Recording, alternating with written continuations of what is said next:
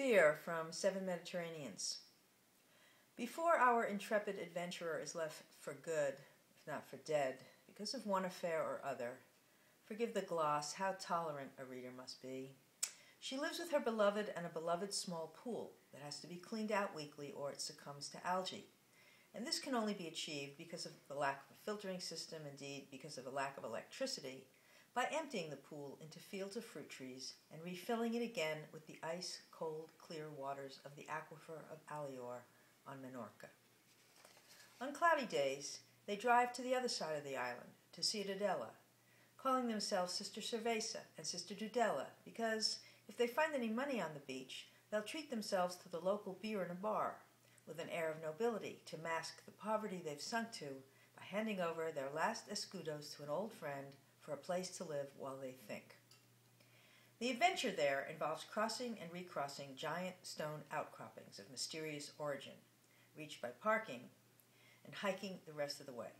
It's been proven scientifically that there's no way for a people to have built these massive talas, as they're known, without machinery, which didn't exist.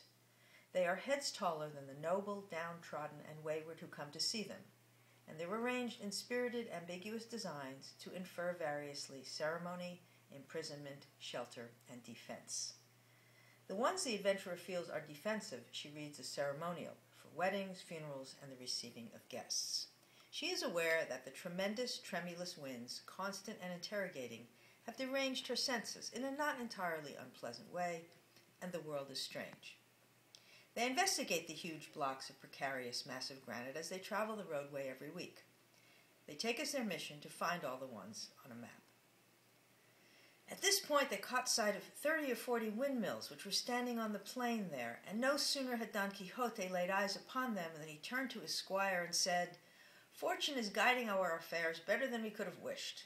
For you see there before you, friend Sancho Panza, some 30 or more lawless giants with whom I mean to do battle.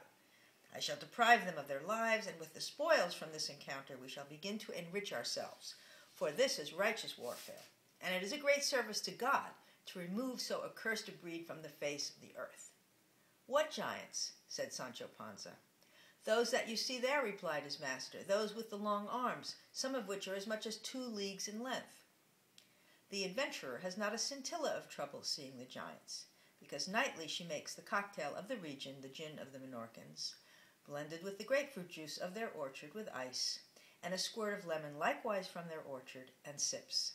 She and her girlfriend sip without regard to duty or money, and praise the orchard and the garden and the shade trees and the animals which now shelter and comfort them. Praise and sip.